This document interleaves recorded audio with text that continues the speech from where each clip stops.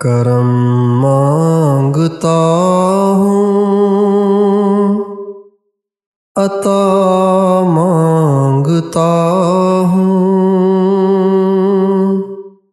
الہی میں تجھ سے دعا مانگتا ہوں۔ نکاح سے متعلق چند باتیں ہیں، وہ سن لیجئے۔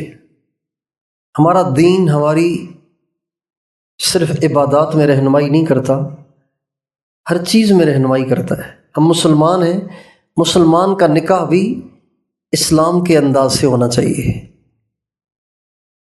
اگر مسلمان ہو، نکاح اس کا دوسرے انداز سے تو عجیب لگتا ہے، عجیب لگتا ہے۔ نکاح کے بارے میں بھی رہنمائی فرمائی ہے، ہمارے نبی نے نکاح کے بارے میں بھی ہماری رہنمائی فرمائی ہے۔ نکاح کے لیے بنیادی چیز جس کی لڑکے والوں کو بھی رعایت کرنی ہے، لڑکی والوں کو بھی رعایت کرنی ہے، وہ یہ ہے کہ وجہ انتخاب صحیح ہو۔ یہ سب سے پہلا حکم ہے نکاح سے متعلق، وجہ انتخاب صحیح ہو۔ یہ لڑکی کیوں، یہ لڑکا کیوں، اس کی وجہ صحیح ہونی چاہیے۔ آپ علیہ السلام کا ارشاد ہے، تنکح المرأۃ لاربع، کسی لڑکی کا رشتہ پسند کیا جاتا ہے 4 چیزوں کی وجہ سے۔ لمالہا، یا تو مالدار گھرانے کی ہے، خوب پیسہ لائے گی۔ ولجمالہا، یہ خوبصورت بہت ہے۔ ولحسبہا، بڑے خاندان کی ہے۔ ولدینہا، یا بہت نیک ہے۔ یہ 4 چیزیں ہمارے نبی نے فرمایا لوگوں کے ذہنوں میں ہوتی ہیں۔ پھر آپ نے فرمایا فاظفر بذات الدین تربت یداک، ابو ہریرہ تو اس کی کوشش کر کہ تجھے کوئی ایسی ملے کہ جو دیندار ہو، نیک ہو۔ اچھا، دیندار سے مراد بھی یہ ضروری نہیں ہے کہ مدرسے میں پڑھتی ہو یا پڑھاتی ہو۔ دیندار سے مراد نیک، جس کی زندگی میں حرام نہ ہو، جس کے اخلاق نبی کے اخلاق کے مشابہ ہوں، جس کی زندگی میں سادگی ہو، جو خدمت گزار ہو، جو بردبار ہو، یہ ہے دیندار۔ یہ ہے سب سے پہلی بات۔ ہمارے ہاں رشتے راحت کا باعث نہیں بنتے، راحت کا باعث نہیں بنتے۔ ادھر شادیاں ہوتی ہیں، ادھر لڑکوں کے بال سفید ہونا شروع ہو جاتے ہیں۔ ادھر شادیاں ہوتی ہیں، ادھر وہ بیچارے دماغی مریض ہونا شروع ہو جاتے ہیں، سائیکیٹرسٹ کے پاس پہنچے ہوتے ہیں۔ لڑکیاں بھی لڑکے بھی، شادیاں کامیاب نہیں ہیں، حالانکہ شادی کا مقصد ہے سکون۔ لتسکنوا الیہا، اللہ تعالیٰ فرماتے ہیں ہم نے تمہارے جوڑے اس لیے بنائے تاکہ تمہیں ایک دوسرے سے سکون حاصل ہو۔ اور وہ سکون کیوں نہیں؟ اس لیے کہ سب سے پہلی غلطی یہاں ہوئی کہ انتخاب کی وجہ ہی ٹھیک نہیں۔ عام طور سے ہمارے ہاں جو انتخاب کی وجہ ہوتی ہے یا تو ہے رنگ روپ یا ہے پیسہ۔ یہودی رشتے میں مال کو دیکھتے ہیں، عیسائی رشتے میں شکل و صورت کو دیکھتے ہیں۔ مسلمان نہ شکل و صورت کو دیکھتا ہے نہ مال کو دیکھتا ہے، مسلمان یہ دیکھتا ہے کہ کردار کیا ہے۔ عرب کا ایک بڑا شاعر گزرا ہے، ابو الاسود دولی۔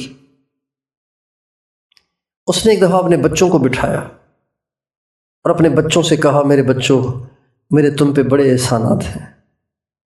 کچھ احسانات تو وہ ہیں جو تمہیں معلوم ہیں، کچھ احسانات ایسے ہیں جو میں نے تم پر کیے ہیں تمہاری پیدائش سے پہلے۔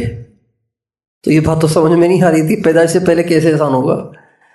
تو وہ کہنے لگا، تمہاری پیدائش سے پہلے جو میں نے تم پہ احسان کیا وہ یہ کہ میرا دل تو کسی اور عورت پر تھا، لیکن اس کا مزاج اچھا نہیں تھا، اس لیے میں نے اس کو قربان کیا کہ اگر بد مزاج عورت سے شادی کروں گا تو اس سے اولاد بھی تو بد مزاج ہوگی، لہٰذا اچھے مزاج والی سے کروں تاکہ اچھے مزاج والی سے اچھے مزاج والی نسل تیار ہو۔ تو تم جو اچھے ہو نا، وہ اس لیے اچھے ہو کہ میں نے قربانی دی ہے۔ تو وجہ انتخاب صحیح ہونی چاہیے۔ لڑکی والے دیکھتے ہیں کہ کرتا کیا ہے، لڑکے والے دیکھتے ہیں کہ لائے گی کیا۔ بڑا ظلم ہے یہ معاشرے کا، بڑا ظلم ہے یہ، بہت بڑا ظلم ہے یہ کہ لڑکے والے یہ توقع لگا کے بیٹھے رہیں کہ اب یہ کیا لاتی ہے، دیکھیں کیا لاتی ہے، دیکھو دیکھو بھائی کیا لائی ہے، ذرا چپکے سے دیکھو، کھول کے دیکھو کیا لائی ہے۔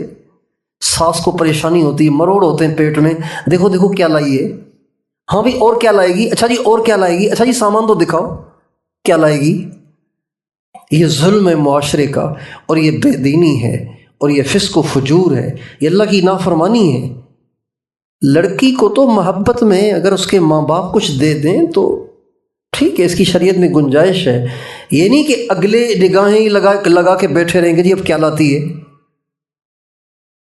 یہ بے دینی ہے، یہ دنیا پرستی ہے۔ اس کا مطلب ہے انسان کی اہمیت نہیں ہے، چیزوں کی اہمیت ہے۔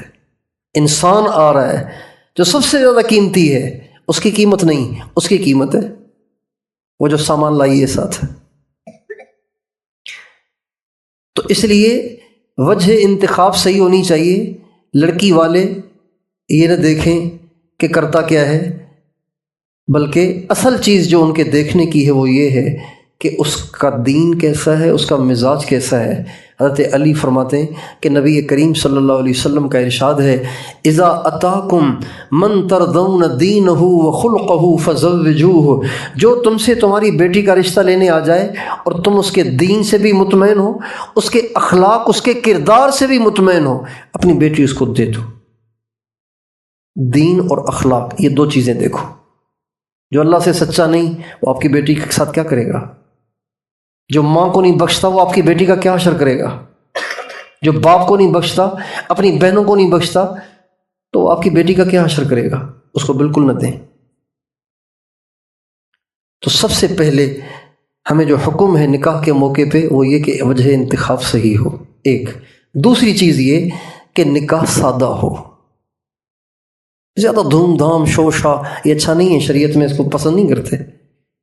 سادگی ایمان کا حصہ ہے، اور نکاح میں اعلان ہو لیکن ایسے بھی نہ ہو کہ بالکل ہی دکھاوے کی شکل بن جائے۔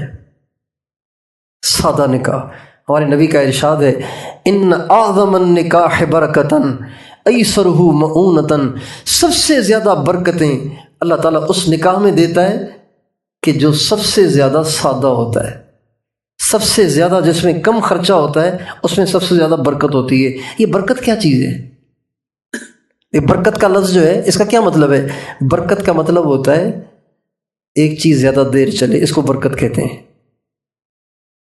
ایک آدمی نے ایک چیز خریدی، دو آدمی نے ایک چیز خریدی، ایک کی تو مہینے کے بعد ہی ٹوٹ گئی یا خراب ہو گئی، اور دوسرے کی ماشاءاللہ 4 سال ہو گئے ابھی بھی چل رہی ہے اور بالکل ٹھیک چل رہی، کہتے ہیں بڑی برکت ہے یار تمہاری چیزوں میں، اس کو برکت کہتے ہیں۔ نکاح میں برکت ہوگی اگر نکاح میں خرچہ کم اور سادگی ہوگی تو برکت ہوگی، یعنی نکاح چلے گا۔ اور اس کو بھی برکت کہتے ہیں کہ تھوڑی چیز سے زیادہ فائدہ ہو۔ روٹیاں 10 ہیں اور ماشاءاللہ 20 آدمی نے کھا لیں، یار بڑی روٹی میں برکت ہو گئی، 10 روٹیاں 20 آدمی نے کھا لیں، 20 کو کافی ہو گئیں، نفع زیادہ ہو گیا۔ تو جو شادی سادہ ہوگی اور اس میں خرچہ کم ہوگا اس میں برکت ہوگی، کیا مطلب؟ اس شادی سے زیادہ ثمرات مرتب ہوں گے۔ تو اس لیے شادیاں ہونی چاہیے سادہ، زیادہ دھوم دھام شوشا نہیں ہونا چاہیے، دکھاوا نہیں ہونا چاہیے۔ اور تیسری بات یہ کہ اپنے بچیوں کی شادیاں جلد از جلد کرنی چاہیے۔ 28 سال کا لڑکا ہو گیا ہے، ابھی ماں باپ استخارے کر رہے ہیں کہ کریں نہ کریں، بھائی کب کریں گے؟ 14 سال میں بالغ ہو گیا ہے، 14 سال مزید گزر گئے، اب آپ استخارے کر رہے ہیں۔ بچیوں کی شادیوں میں دیر کرتے ہیں، ابھی تو پڑھ رہی ہے، ابھی تو جاب کرے گی۔ بھائی جاب کب تک کرے گی؟ شادی تو کرے نا اس کی۔ جب انسان جائز کی طرف نہیں جائے گا تو حرام کی طرف جائے گا۔ تو اس لیے ہمیں اپنے بچوں کی شادی میں فکر مند ہونا چاہیے۔ میری اس بات سے نوجوان خوش ہو رہے ہیں اور بوڑھوں کو ٹینشن ہو رہی ہے۔ یہ مت سوچیں کرے کچھ کمائے کچھ بنائے۔ اللہ تعالیٰ نے ہمیں اس مسئلے کا حل دیا ہے۔